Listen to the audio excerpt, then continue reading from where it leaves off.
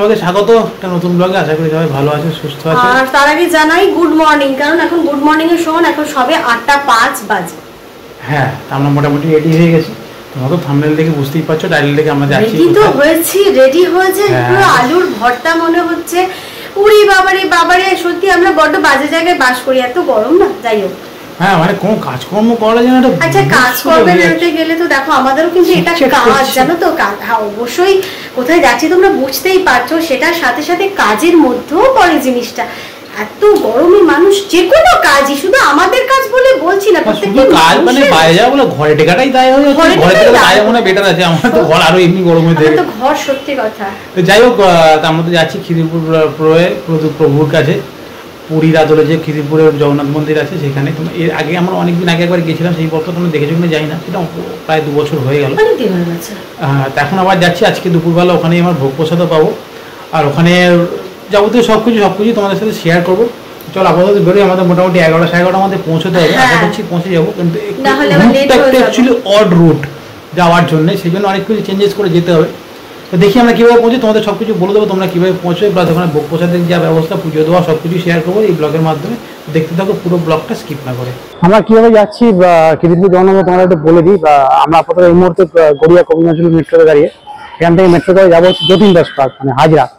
সেখান থেকে যে অটোগুলো যায় খিদিরপুরের উদ্দেশ্যে, সেই অটো করে যাবো খিদিরপুর অব্দি। ওখান থেকে নেমেও একটা কিছু করতে হবে, সেটা ওখানে নেমে তোমাদের দেখাচ্ছি। এবং ওই খিদিরপুর থেকে মন্দির অব্দি কীভাবে পৌঁছবে।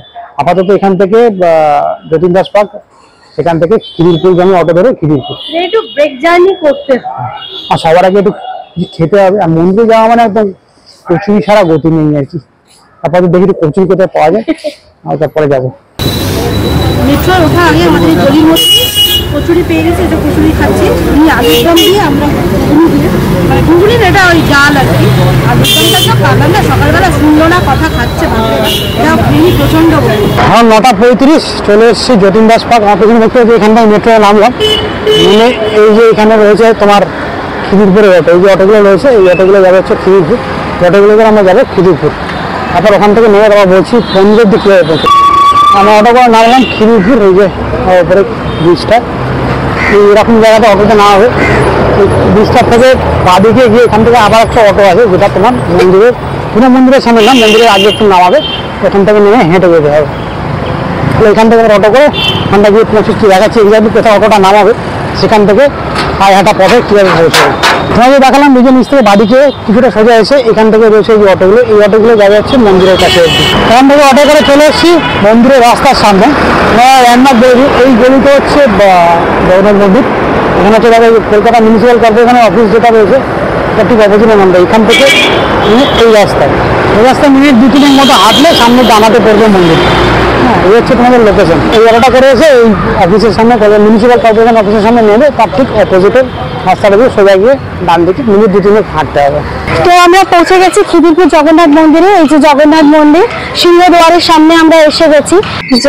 আর ঠিক আমার বাঁদিকে রয়েছে জুতো। এখানে সিংহদ্বার দিয়ে ভেতরে ঢোকার আগে তোমরা অবশ্যই এখানে জুতো রেখে যাবে। জুতো কিন্তু বিনামূল্যে এখানে রাখা হয়। আচ্ছা, সিংহদ্বার দিয়ে ঢুকেই প্রথমে দেখো রাধাকৃষ্ণের মূর্তি রয়েছে, আর ঠিক তার পেছনে রয়েছে অরুণ স্তম্ভ। আচ্ছা, ঢুকেই আমার ডান হাতের দিকে যে জায়গাটা তোমরা দেখছো, এখানে যজ্ঞটজ্ঞ হয়, বিয়ের কাজ অনুষ্ঠানও এখানে কিন্তু সম্পন্ন করা হয়। আচ্ছা, প্রভুর কাছে যাওয়ার আগে প্রভুর জন্য তো পুজোর সবকিছু নিতে হবে। ঠিক দেখো আমার বাঁ দিকে রয়েছে ফুলের দোকান, এখান থেকে তোমরা ফুল কালেক্ট করতে পারবে। আর এই যে দেখছো পূজা সামগ্রী অ্যান্ড ভোগ, এখান থেকে তোমরা পুজোর সমস্ত কিছু নিতে পারবে। ঠিক পূজা সামগ্রীর পাশেই রয়েছে ভোগের কুপনের কাউন্টার, এখান থেকেই তোমরা ভোগের কুপনটা কাটতে পারবে। তো আমরা এখানে ভোগ প্রসাদ আজকে গ্রহণ করবো, সেজন্য এখান থেকে আমরা ভোগের কুপনটা কেটে নেবো। তো এই যে আমাদের ভোগের কুপন আমরা কেটে নিয়েছি। কুপন হচ্ছে 150 টাকা করে, 3 জনের জন্য 3টে কুপন আমরা কেটে নিয়েছি। আর যদি তোমরা ভোগের কুপন মনে করো বাড়িতে নিয়ে যেতে চাও, পার্সেল করে নিয়ে যেতে চাও, সেক্ষেত্রে কিন্তু 150 টাকার জায়গায় ওটা হয়ে যাবে 180 টাকা করে। আর ভোগ পাওয়ার জন্য তোমরা আগের দিন বা আসার দিন সকালবেলা অবশ্যই স্ক্রিনে দেওয়া নাম্বারে ফোন করে বলে নেবে যে তোমরা ভোগ প্রসাদ গ্রহণ করতে চাও। প্রভুর মন্দিরে ওঠার আগে, দর্শন করার আগে তোমরা এখান থেকে পূজা সামগ্রীর দোকান থেকে তোমরা যখন পূজা সামগ্রী যা নেবে তার সাথে ওই ধূপ আর ঘিয়ের প্রদীপ ওরা দিয়েই দেবে। তোমরা এখান থেকে প্রভুর উদ্দেশ্যে ধূপ দেখিয়ে, প্রদীপ দেখিয়ে এইখানে জ্বালিয়ে দিয়ে উপরে চলে যাও।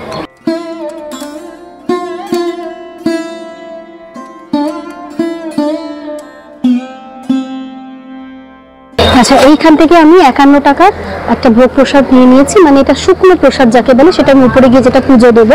এর মধ্যে ধূপ, ঘিয়ের বা প্রদীপ সব কিন্তু দিয়ে দেবে। এবার এখান থেকে নেব ফুলটা।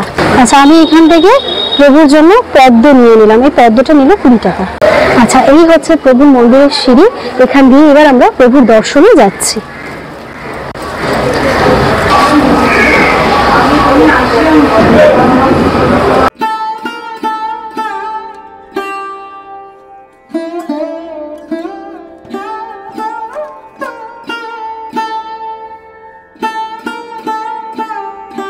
দর্শন হলো, পুজো দেওয়া হলো, পুজো দেওয়া হয়ে গেল, দর্শন হয়ে আমার সামনেই নিচে বসে আছি। একটা অসাধারণ দর্শন, কিছু বলার নেই।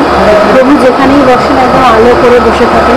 ছোট্ট একটা জায়গাতে বসলেও সেখানেও আলো হয়ে যায়। তখন বসে শুধু শান্তি পাওয়া ছাড়া আর কোনো কথাই নেই। আর এই খিদিরপুর মন্দিরে কিন্তু সবাই কিন্তু পুরী থেকেই আসে, মানে যে পুরোহিতরা রয়েছেন সব কিছু এখানকার কিন্তু একদম পুরীর আদালতে বটেই, প্লাস যারা এখানে পুজো আছে ঠাকুরমশাই রয়েছেন সবাই কিন্তু পুরী থেকেই আসা। এবং একদম মানে আমাদের দেখলে তুমি বুঝতেই পারবে এখান থেকে আসা, আমাদের কথাবার্তা চেহারা দেখলে বুঝতে পারবে এখানকার ভুল মানুষ সবাই। এবার কথা এখানে কিছুক্ষণ বসবো, এরপর এখানে ভোগ লাগবে, ভোগ আরতি হবে, মন্দির বন্ধ হবে। আমাদের এখানে আজকে ভোগ প্রসাদ বলতে হবে, ভোগ প্রসাদের টাইম হচ্ছে 1:30, কিন্তু তার আগে অবধি আমরা মোটামুটি এখানেই আছি। এখানে বসে প্রভুর সামনে বসে শান্তিতে প্রভুকে দর্শন, এখানে একটু বসি, খুব ভালো লাগছে। মানে সবসময়ের জন্য একটা আলাদা রকম অনুভূতি থাকে প্রভুর কাছে আসে।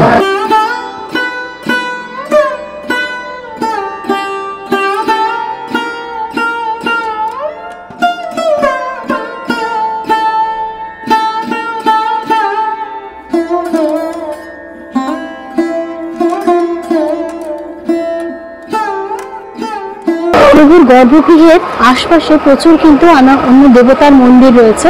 চলো তোমাদেরকে সেগুলো এক এক করে দেখাই। প্রথমেই দেখো গণেশ মন্দির রয়েছে। আচ্ছা, তারপরেই রয়েছে সরস্বতী মায়ের মন্দির,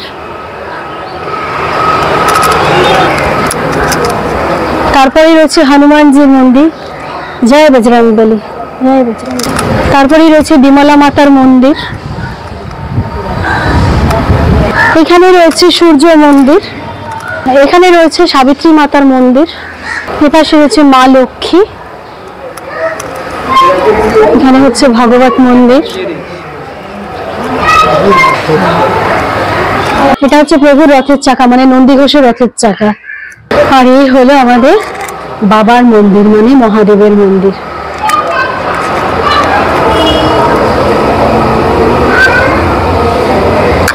খিদিরপুর আমাদের দেওয়া হলো, তোমাদের সবটাই দেখালাম। আর এখানে আসার সময় যে মানে এখানে আসার পর যেটা বলে, যেখানে একটা মানে সবচেয়ে ইজিয়েস্ট পথ কিন্তু আসার হচ্ছে এই দেখো, ঠিক মন্দির পেছন দিয়ে গেছে হচ্ছে রেল লাইন, এটা হচ্ছে খিদিরপুর লাইন, সামনে খিদিরপুর স্টেশন। যারা ট্রেনে আসতে চায় তারা কিন্তু এই খিদিরপুর থেকে নেমে জাস্ট হাঁটা পথে চলে আসতে পারে মন্দির। পেছনে দেখতে পাচ্ছ খিদিরপুরের যে রেল লাইনটা গেছে, ওই খিদিরপুর স্টেশন সামনে। তো ট্রেনে কিন্তু আসতে চাইলে খিদিরপুর স্টেশন গেলে সেখান থেকে সামনে চলে আসতে পারে মন্দির। আমার নিচটা এসে বসলাম, এখন 11:15 বাজে, 11:30টার সময় তোমার আরো এখানে ওই বসার একটা জায়গা রয়েছে আর কি, পুজো মন্দিরের গর্ভগৃহের ভেতরে তো বসা এখানে উচিত না, আমার যখন আরতি হবে সবাই গিয়ে দাঁড়াবে, মানে আগে যদি এসে যাওয়া হয় আর কি। তো বসার জায়গাটা তোমাদেরকে ক্যামেরায় দেখাচ্ছি, দেখো যথেষ্ট ভাবে পুরো বসার জায়গা রয়েছে। ওইদিকে কিন্তু রুমও রয়েছে, যারা দূর থেকে আসবে এখন ওখানে থাকতেও পারবে। এখানে ভেতরে ওয়াশরুম রয়েছে, ওয়াশরুম বাইরেও রয়েছে, সেখানে দেখাচ্ছি, আর এখানেও ভেতরেও রয়েছে। আর আমরা যেখানে বসেছি দেখো পিছনে প্রচুর চেয়ার এসে, মানে চেয়ার রয়েছে, নিচটাও খুবই পরিষ্কার, নিচে বসেও পড়েছি। অসুবিধা কিছু নেই, প্রসাদটা খাবো। এবং সবচেয়ে বড় কথা, এতটা গরমের মধ্যে কিন্তু ভেতরে কিন্তু ঠান্ডা, ভীষণ ভালো লাগছে বসে। এখানে প্রসাদ রয়েছে, আমরা এখন খাজা খাচ্ছি পুরীতে, তো প্রভু কিছু তো এখনো নিয়ে যাচ্ছেন না, এখানেই খাজারে, এখানে থাকা পুরীর আদলেই পুজো টুজো হয়, পুরোহিত মশাইরাও ওখান থেকেই আসা, এবং সেই মনে করেই খেয়ে।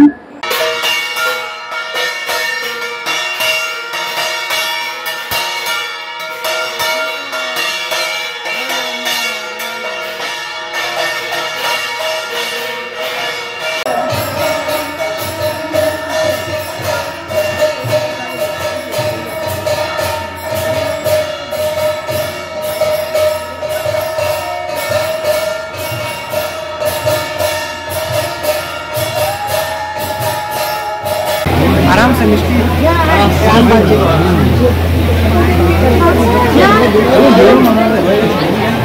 এখন 1টা বাজে আমরা জাস্ট ঢুকছি যে লাইন দেওয়া ছিল লাইনে করে হচ্ছে কুপন ওখানে যাওয়া হয় ভেতরে ঢুকবো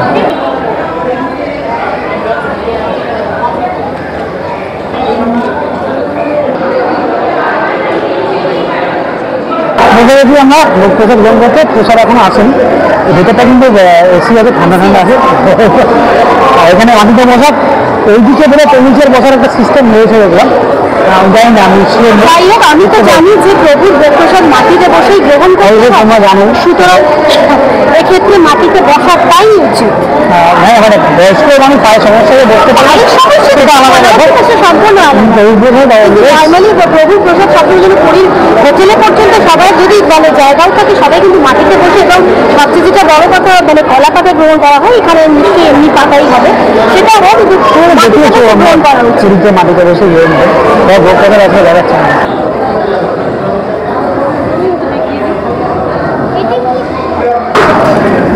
খোলাই চলে এসছে পরে আসছে ভাত ডাল কত তরকারি পোলাও ডাল আর তরকারির সাথে আছে দারুন আমার হলো ধোকার তরকারি একটা করে ধোকা দিয়ে দিই ভোগ নিয়ে কোনো কথা হবে না অসাধারণ বেশ ফাটাফাটি ভোগ কিন্তু সব কিছু বেশ রিপিট করছে আর অসাধারণ খাওয়া দাওয়া রয়েছে চাটনি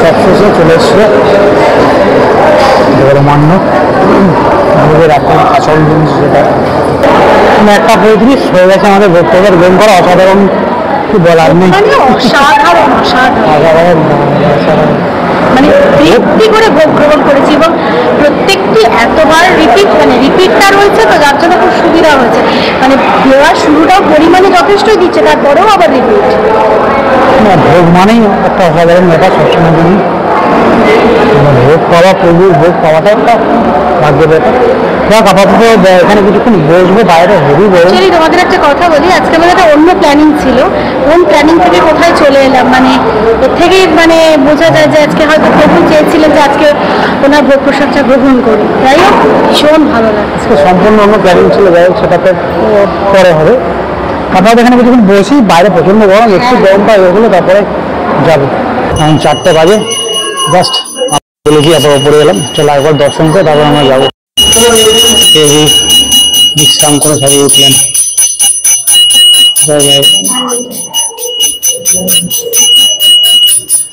এখন 4:20 আমরা আবার দর্শন সারলাম তোমার তো দেখালাম এখানে মন্দিরের টাইমিংটা তোমাদেরকে বলা হয়নি এখানে সকাল 6টা থেকে দুপুর 1টা আবার 1টা থেকে 4টে বন্ধ থাকে আবার তোমার 4টে থেকে রাত্রি 9টা এই হচ্ছে টোটাল টাইমিং ঠিক আছে তো এই সময়ের মধ্যে দর্শন করা যাবে আর কি তো যাক আমরা আপাতত 4টার সময় মন্দির খুললে দর্শন করে এবার বাড়ির দিকে যাবো আর দুপুরবেলা ভোগ প্রসাদ পাওয়ার বা ভেতরটা খুব একটা কষ্টের কোনো ব্যাপারই ছিল না কারণ যেখানে তোমাদের দেখালাম যে বসার জায়গাটা ওখানটা কিন্তু বেশ ঠান্ডা ঠান্ডা ছিল মানে প্রচুর ফ্যান রয়েছে ঘরটাও প্রচন্ড ঠান্ডা ঠান্ডা করছে যার জন্য কোনো মানে এতটুকুনি প্রবলেম হয়নি যে ওই গেটটা পার করে এখানে বেরিয়ে এলাম এখন মনে হচ্ছে কয়লার গোলার মধ্যে চলে এসেছি তো যাই হোক আমাদের আজকের খিদিরপুর জগন্নাথ মন্দিরের এই এতটুকুই ছিল ওনার প্রভুর দর্শন করা যা হলো তোমাদের সাথে সবটাই আমরা শেয়ার করলাম দর্শন দারুণ ভোগ প্রসাদ সব কিছু শেয়ার করলাম দুর্দান্ত বাড়ির দিকে ফেলে ওই ব্লগটা অবধি থাকলে যদি কিছু ভালো লেগে থাকে অবশ্যই লাইক করে দিও যারা পরিবার সদস্য হয়নি তাদের চ্যানেলটা সাবস্ক্রাইব করে যারা সাবস্ক্রাইব করনি তারা একটু সাবস্ক্রাইব করে নাও